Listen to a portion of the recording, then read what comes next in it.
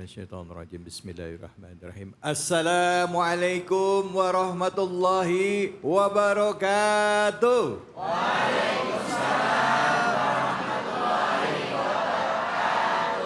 Yang jawab salam saya doain panjang umur, amin. Utangnya pada dilunasin semuanya sama Allah. Kenapa segera utang kenceng banget ini semuanya? Masya Allah. Alhamdulillahirrabbilalamin. Kita panjatkan puji syukur atas kehadirat Allah Subhanahu wa Ta'ala. Tidak lupa kita berikan salawat dan salam kita kepada junjungan kita Nabi besar Muhammad Sallallahu Alaihi Wasallam berserta keluarga, sahabat dan umatnya yang setia hingga akhir zaman. Alhamdulillah hari ini kita kembali lagi bersilaturahim dalam program kesayangan kita Cahaya Hati Indonesia. Dan kali ini kami hadir di tempatnya ini, saya mau nyebutnya Depok tapi Bogor. Bogor ya Bu ya? Di Bogor ya. Di Bogor ada Tales. Ini tepatnya di Masjid Baitul di Duren Baru. Duren Baru. Alhamdulillah juga harapan saya semuanya dalam keadaan sehat walafiat. Semuanya khususnya bagi pemirsa Cahaya Hati Indonesia yang sudah setia menantikan program kesayangan Anda ini. Insya Allah hari ini bersama saya host Anda yaitu Uda David Khalik yang insya Allah akan mengawal sampai acara ini selesai. Dan tidak hanya saya, hadir juga guru-guru kita yang insya Allah akan membahas tema yang dekat dengan keseharian kita. Yaitu hadir, seizinkan saya mengucapkan salam tazim dan hormat saya kepada Ustadz Doni Amir Sagaf. Assalamualaikum warahmatullahi wabarakatuh. Waalaikumsalam warahmatullahi wabarakatuh. Masya Allah, Ustadz sehat ya Ustadz? Alhamdulillah Mas David. Allah. Hadir juga Kiai Haji Gufron Mubin. Assalamualaikum warahmatullahi wabarakatuh Kiai. Waalaikumsalam warahmatullahi wabarakatuh. Ustadz ganteng. Ya Allah, salam. Saya kok dibilang begitu langsung GR saya. Kiai sehat ya Kiai ya? Alhamdulillah. Alhamdulillah. Terima kasih waktunya sudah singgah di Cahaya Hati Indonesia Kiai. Alhamdulillah. Terima kasih. Terima kasih. Baik, terima kasih Kiai Gufron Mubin. Selanjutnya sebelah beliau hadir guru kita Ustadz Sopriyatna Saidan. Assalamualaikum warahmatullahi wabarakatuh. Waalaikumsalam warahmatullahi wabarakatuh. Dalam penyebutan nama nggak ada yang salah ya Kiai ya? Insya Allah. Susah ya? Hah? Susah ya? Saya ngomongnya lidahnya takut salah sebut gitu. Barakallahu fiik, insyaallah. Baik ibu-ibu, bapak-bapak yang dirahmati oleh Allah. Sebelum saya berpanjang kalam langsung saja kita lihat tayangan VT yang berhubungan dengan tema kita kali ini. Ini dia. Dalam agama Islam, pernikahan merupakan ibadah yang mulia dan suci. Oleh karena itu, menikah tidak boleh dilakukan secara sembarangan. Karena ini merupakan bentuk ibadah terpanjang dan harus dapat dijaga hingga maut memisahkan. Pernikahan bukan hanya menyatukan dua insan untuk membangun biduk rumah tangga saja, namun ada beberapa tujuan dari pernikahan yang seharusnya dipahami oleh umat muslim. Nabi Muhammad SAW bersabda, "Wahai para pemuda, barang siapa di antara kalian berkemampuan untuk menikah, maka menikahlah, karena menikah itu lebih menundukkan pandangan dan lebih membentengi kemaluan. Dan barang siapa yang tidak mampu, maka hendaklah ia puasa, karena puasa itu dapat membentengi dirinya." Hadis riwayat Bukhari, Muslim, Tirmizi, dan lainnya. Bu. Bu. Lemes amat jawabnya. Pak. Ya. Pak. Ya. Pak. Nikah enak nggak? Enak. Pak. Ya. Enak nggak? Ibu nikah enak nggak Bu? Ibu, kalau nikah niatnya untuk ibadah betul ya? Nah kalau nikah untuk ibadah ada yang nggak pengen, maksud saya gini, ada orang berpendapat gini Bu. Nikah itu adalah untuk ibadah. Tapi gimana kalau misalnya mau nikah pendapatannya belum ada nih, si lakinya belum kerja. Menurut Ibu gimana? Boleh nggak saya tanya? Gimana Ibu? Ya kalau saya sebetulnya ya jangan dulu. Tapi kalau anaknya ya kepaksa mau ya kita harus nurut. Mana ada kepaksa mau? Udah ngebet gitu kali. Ya ngebet. Nah. Ya, ngindari dosa ya. Nah sekarang kalau Ibu berdasarkan pengalaman, apa sih Bu tantangan paling berat dalam pernikahan? Ibu sudah berkeluarga kan ya? Ada berapa lama? Berapa lama berkeluarga? Udah lama sekali, sudah meninggal. Ya, anak? Anak satu. Satu organ. Oke, boleh cerita sedikit tentang pengalaman Ibu. Kalau menurut Ibu sendiri pernikahan apa sih yang jadi tantangan terberatnya, Bu? Menyatukan jadi dua kepala jadi satu. Tapi kuncinya yaitu kita tawakal, sabar, banyak meningkatin ibadah tiap hari. Itu saja. Kuncinya dunia akhirat. Sama almarhum suami ya, Bu ya. Apa sih kenangan terindah sama almarhum suami, Bu? Oh, indah semua. Masya Allah, indah semua ya salam. Saya umroh sama ini MC-nya dulu tapi lupa. Oh iya pernah umroh sama saya, Bu ya. Alhamdulillah. Nanti kita umroh lagi ya, Bu ya. Amin. Allahu Akbar. Semoga suami Ibu Allah lapangkan kuburnya. Terima amal solehnya. Amin ya rabbal alamin. Silakan, mungkin ada yang mau ini ngobrol atau curhat, silahkan. Ibu silahkan. Fadal, Bu. Assalamualaikum warahmatullahi wabarakatuh. Waalaikumsalam warahmatullahi wabarakatuh. Yang terhormat para ustadz yang di depan, saya mengutarakan hormat kepada kalian, kepada Pak Ustadz. Ya. Perkenalkan, saya Ibu Wati. Saya sudah menjalani pernikahan selama 21 tahun. Ya. Saya punya 4 putra. Yang saya mau curhat, saya tidak pernah mengeluh apabila ada ketidakpahaman antara suami dan juga tidak pernah meluap-meluap atau marah apabila suami saya sedang mengeluh tentang apapun dan tidak pernah menangis, hanya diam saja. Selama ini yang tidak ada komitmen dalam rumah tangga saya itu suami saya, yang saya tidak pahamin itu selalu endingnya tidak sejalan dengan saya. Jadi sensitif sekali, apalagi masalah keuangan gitu ya Pak ya. Ya. Nah, yang saya tidak terima itu Pak, endingnya itu yang saya tidak terima karena kalau diberikan saran itu mendengarkan dan selalu mengeluh, tetapi yang saya terima tidak baik hasilnya gitu. Nah, mungkin yang saya tanyakan itu bagaimana saya menyikapi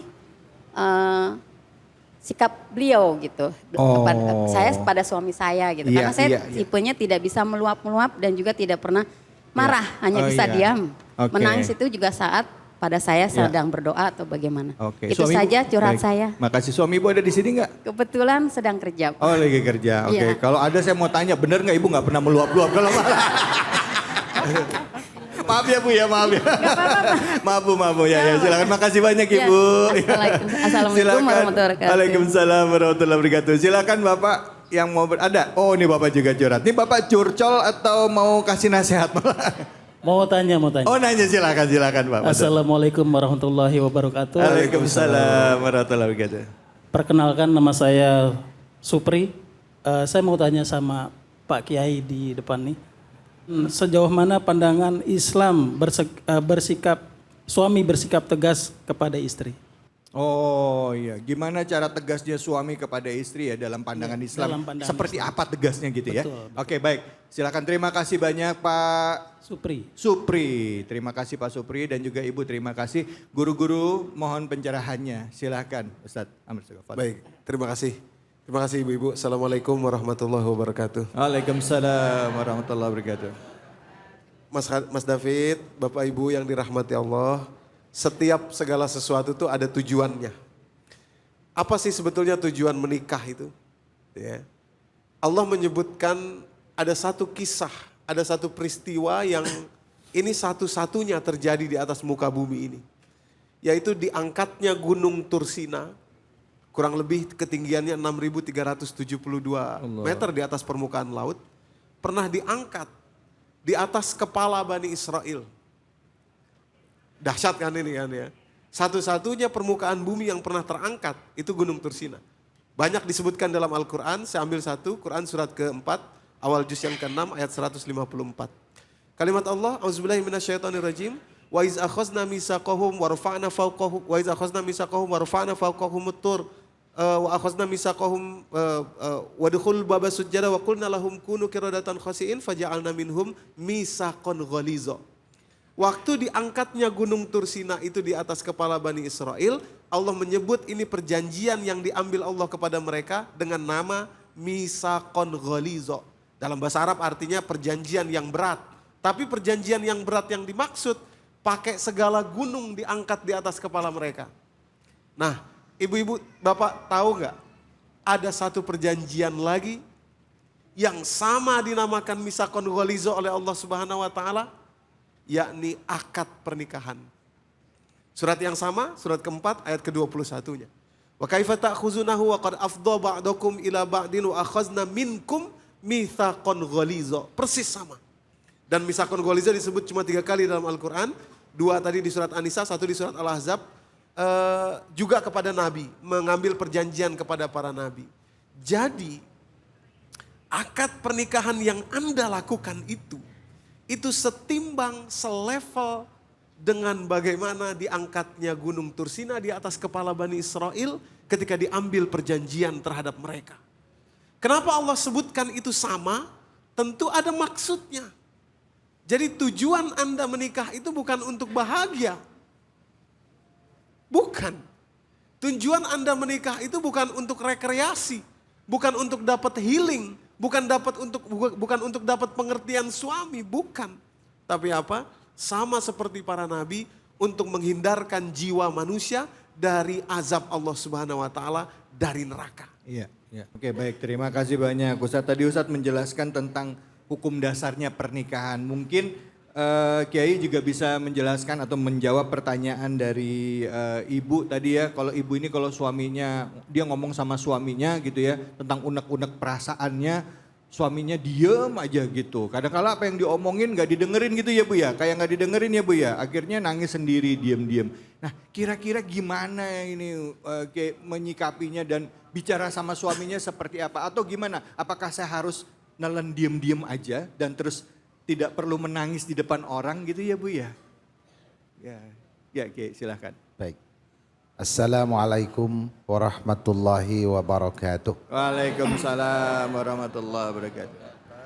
Jadi tadi Ustadz sudah sampaikan bahwa pernikahan itu adalah disebut dengan mitsaqun ghalidha, perjanjian yang kokoh. Artinya bahwa sebelum perjanjian itu diambil pasti satu dengan yang lain saling mengetahui. Iya. Lalu kemudian ada 2 karakter yang memang susah untuk disatukan. Dan itu tidak perlu disatukan. Tidak harus bahwa karakter yang satu itu sama dengan yang lain. Tapi menghormati satu karakter. Menghormati karakter yang berbeda. Ya, karena dari perbedaan itulah memang akan lahir sebuah keindahan. Kalau semuanya sama, tidak akan bisa indah. Maka oleh karenanya memang banyak atau bahkan ada suami-suami yang karakternya kalau diomongin diam. Kenapa? Dia tahu kalau sampai menjawab dia akan berantem. Maka akan memilih diam itu lebih baik. Bukan berarti tidak mendengar. Tetapi memang mohon maaf. Disinilah kenapa Nabi SAW mengatakan fadhfar bidzatid din taribat yadak. Ketika engkau memilih perempuan, maka pilihlah yang paham agama. Maka kamu akan selamat. Kenapa? Karena perempuan itu perasaan dan rambutnya itu sama panjangnya. Ya, perasaan dan rambutnya itu sama panjangnya. Ngomong gak dijawab, ya dia anggap omongannya gak dianggap, ya. Tapi kalau ngomong dijawab, dianggap suaminya ngelawan. Bahkan dianggap kadang suaminya lebih banyak ngomong dari dirinya. Lah, disinilah perlu dan harus ingat surah An-Nisa adalah anugerah dari Allah. Dan di samping surah An-Nisa, karena Al-Quran itu satu surah satu dengan yang lain itu ada gandengan. Ada hubungan. Maka An-Nisa bergandengan dengan Al-Ma'idah. Artinya apa? Al-Ma'idah itu kalau kata Ustadz kita ini maknanya apa? Hidangan. Ya kalau kita menghidangkan sesuatu sebelum orang lain merasakan kita mesti tahu. Ini enak atau tidak. Jangan-jangan begitu bahwa ini enak menurut kita tapi kita tidak tahu selera orang. Iya. Nah itu akan nanti banyak menyalahkan orang lain, kita akan mengatakan yang lebih benar.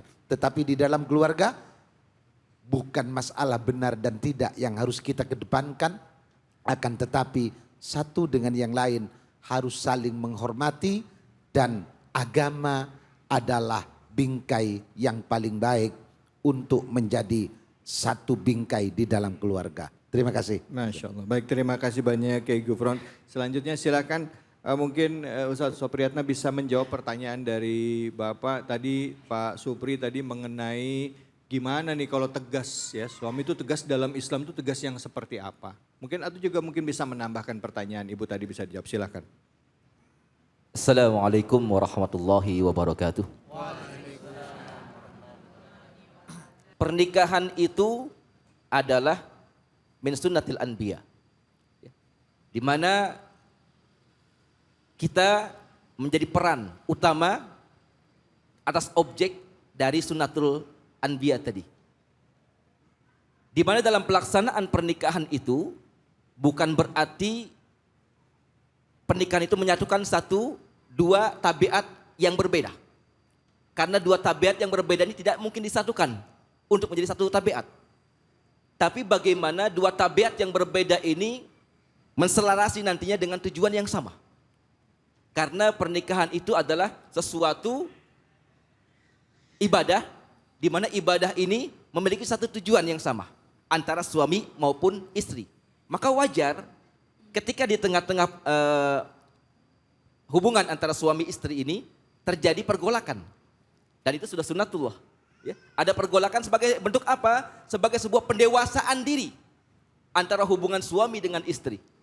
Kalau tidak ada prahara, maka tidak ada cobaan. Orang yang dicoba itu ingin ditaikkan derajatnya di sisi Allah Subhanahu wa taala. Kalau orang yang nggak pernah dicoba, hati-hati, Pak. Tidak punya nilai kita di hadapan Allah Subhanahu wa taala. Karena ada prahara ini berarti itu cobaan buat kita. Allah ingin tahu sejauh mana keharmonisan diri Anda dengan suami Anda dan istri Anda.